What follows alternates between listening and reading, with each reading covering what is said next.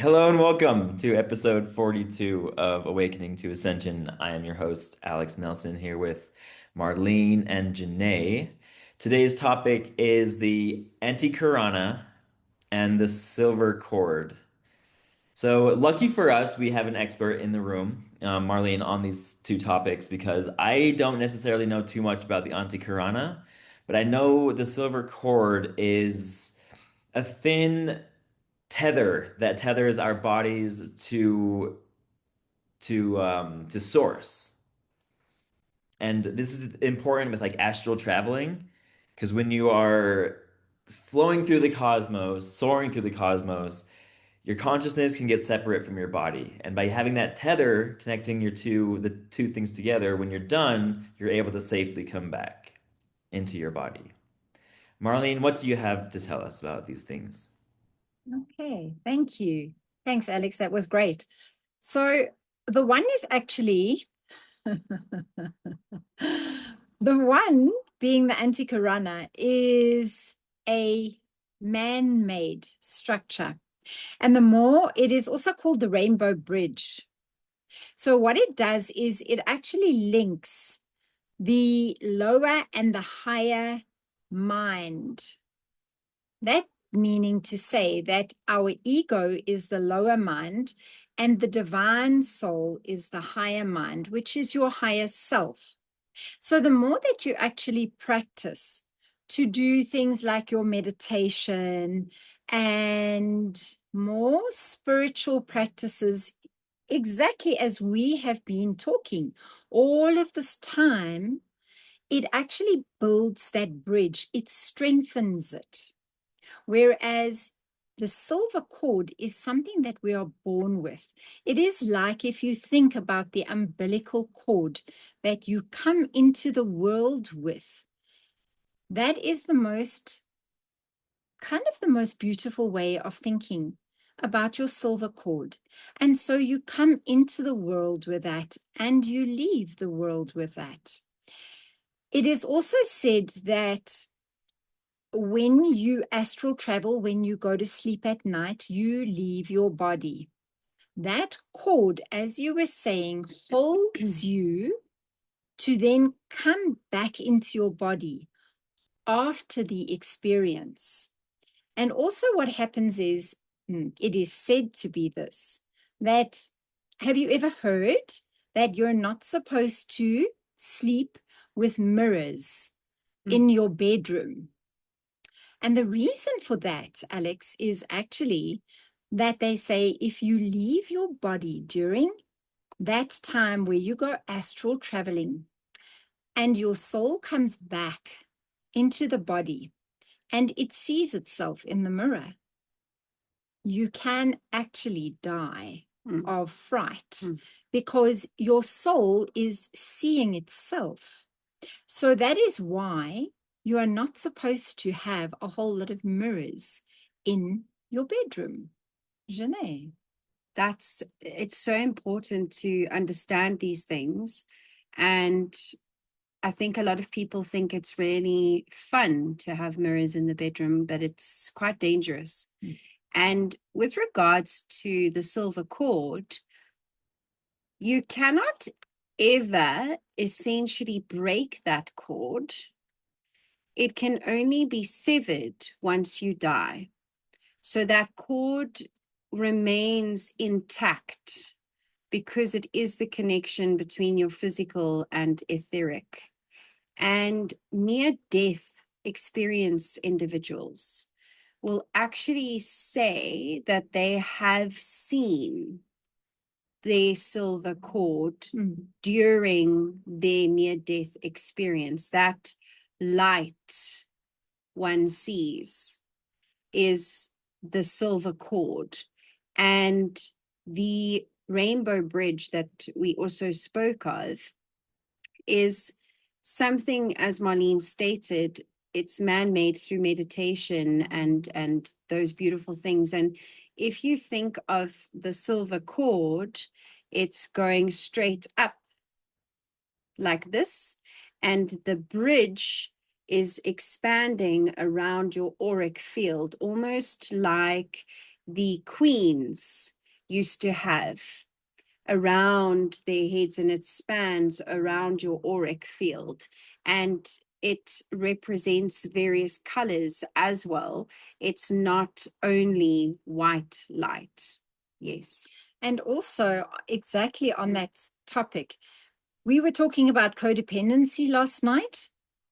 So if we look at codependency and we look at this topic of this evening, they actually dovetail very beautifully, because codependency is plugging into another person's energetic system instead of the divine. So, as Janae was just mentioning, your cable, your umbilical cable, your silver cord, goes up. That means to say that you are plugging into the divine, which is exactly correct. However, if we then do the opposite and we going sideways, we're actually then plugging into other people's energy, which is exactly what we are talking in terms of your codependency and feeling unsafe and almost being there to plug into other people, to be taking on their energy, to because you want to make that difference, but it's not the way that we were meant to actually live. Yes, Alex. Okay, so I've got a couple questions. So during times where I've done deep meditation or like conscious astral traveling, I felt like my spirit was leaving my body in these situations, but I also felt this tremendous amount of fear that my body or my spirit was not going to find its way back to my body. And this was before I ever knew anything about the silver cord or the what did you call it? Antikanara. So with using my consciousness in mind, is that something that I can use? Like, would I ever have to worry about not letting my spirit not finding my body again? Or is that something that I have to like consciously or like set protections for in order to stay safe? So I would start off by saying that remember that we are third density beings. So we are very heavy. So we are used to, in this physicality, our bodies and our weight. Now, exactly as you were explaining, your soul is not that heavy. Your soul is feather light. Your soul knows its way into the universe and back, but it is your physical body and your mind that is saying, oh, something's amiss here. So I don't feel comfortable with this. Of course, you're going to feel that until you become more seasoned as an astral traveler and you become more comfortable. It is like anything with practice. You feel that it's an easier process. Janae. If you ever, I'm sure that most would be able to answer this. In dream state, have you ever felt that sensation that you're falling and you wake up because you feel like you're falling and you don't know how to catch yourself? That sensation essentially is your spirit, soul, bringing you back into your body, because it is an unsafe situation. I say unsafe situation because if you astral travel, so Alex asked if you can ever not return, you can be in a situation, if somebody is aware of you astral traveling, they can ensure that you don't come back to your body. So it's quite a an art form that you need to master. You don't just astral travel for the sake of astral traveling. You need to do your research and you need to understand it quite in-depthly, because when I say you don't come back to your body, you could die because your soul doesn't return into the human form. So to answer your question, Alex, yes. And when you are having those dreams, when you wake up with that fright, you can understand that it was because your soul was uncomfortable in the ethereal and needed to come back to your body to safety. Yeah, that's exactly right. And it just goes to show that everything in life is just so incredibly balanced. It is us as humans that when we shake the balance and we tip the balance, then things go awry. Because if I kind of like shake you whilst you're Please don't sleeping shake and that me. kind of thing, that's what's going to happen. Because Yeah. I don't know where Janae is. She doesn't know where I am. So those kinds of things are not to be played with. Remembering, glassy, playing all these games, it is energy. Everything in life is energy. And it is not to be taken lightly, and it is not to be played with when you are not aware and schooled of these things, because we cannot see it. Most of us, it is very detrimental to ourselves and to others to play in a realm in which we are unschooled in. Dangerous. Very dangerous. And you need to also please be aware and conscious of anyone, if you are around a friend or a family member or a child who sleep talks, sleepwalks. Oh, yes. And those sorts of things, do not interfere while they are in that dream state, because again, that silver cord is affected in the dream state, and you are causing harm to them if you do, like Marlene said, the shaking. So if somebody is sleep talking, so you wouldn't shake them awake, because it is dangerous for them. Just remember that, as we were talking earlier, I was talking about the umbilical cord. That is your lifeline. It's your prana. It's your air to this. Your yes. prana, your life force, your lifeline. If that gets cut, severed, you are done. And perhaps that is supposed to happen. Maybe that is how you are supposed to pass over in this lifetime, because there is no death. But still, if we then think of the rainbow bridge, that is basically like your fiber optic cable for your intuition.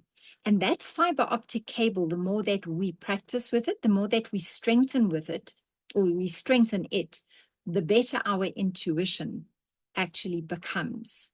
Alex. Okay, I think you might have answered the question I was going to ask. So, because we are all connected with the silver cord into source, like that's just more proof that we are all one, right? And you're saying if the cord gets severed, we're done. We're just talking about our physical body, right? We just go right back up to source. Like souls are eternal, period. There's no way you can but if you're astral traveling, is it possible? And well, it's interesting you said the thing about the mirrors too, because like when I was having those fearful experiences, I had mirrors all over my room. Didn't even connect the two. But is it possible? So, as far as like possession, is there any way anybody else can like slip into your body and like overtake it? Okay. So it would obviously be very dependent on some factors. It's not very easy to take over a individual's body that is of a high frequency. And I say that with the soul leaving the human form, if its strength in cells and DNA is of a high vibration, that entity will not be allowed to enter. If that body has been protected, and if that body is not so if you do protection prayers, and if you do Reiki, and if you do all of this energetic work on the body, physical body, then no, there will be no access granted. It's access granted, but in an individual that is of a low immunity and a low vibration, negative mindset, then absolutely yes. Marlene. I absolutely agree. And the protection prayers before we go to sleep is exceptionally powerful. Oh, Guys, over and above doing gratitude at night before you go to bed, you need to protect. You need to ask for protection, because should anything happen through the night, you need to be protected. These things are, it's like the unwritten rules of the universe, truly. There are certain practices. Your body can go to the Teton retreat, for example, if that is open. Every night there is a temple open, and you can ask that your body go there, your higher self, to leave and go there and do work. And you ask that during that time, your body gets good rest and that you are brought back safely. And that in the morning, you will remember all of the things that you need to remember to bring back into this physicality, the beauty and the light of spirit. So if we don't do that kind of thing, we leave ourselves very, very open, vulnerable, very vulnerable. And especially if you're not knowledged on these things. And if you do open the door, remember, if you are opening your door and allowing somebody into your home, you're granting them access.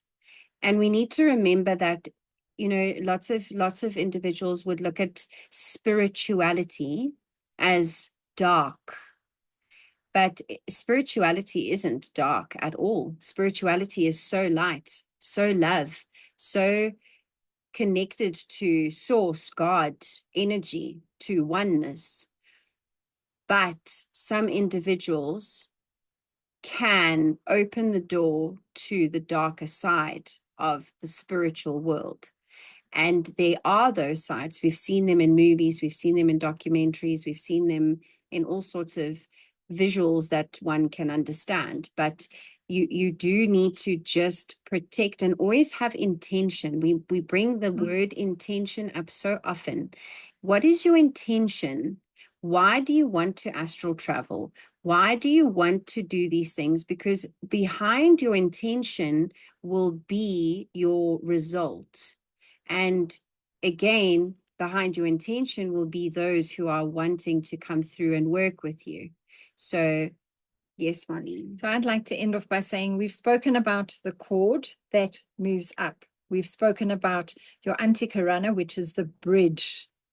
And thirdly, last but not least, to remember that our auric field is always around us. And that auric field holds, it is our boundary of our energy. So the more that we strengthen our aura, the more protected and the more strength we have whilst being here on this earth plane in this 3D human body. So never to forget that the stronger our aura is, the healthier and the more balanced and harmonious we are as humans. Thank you. I loved so much how much I learned from these podcasts. Like it's been 42 days and I have learned so much. I really hope that you viewers at home are learning a lot. Please drop something in the comments. If you have any information about this subject, like and subscribe, and we'll see you next time.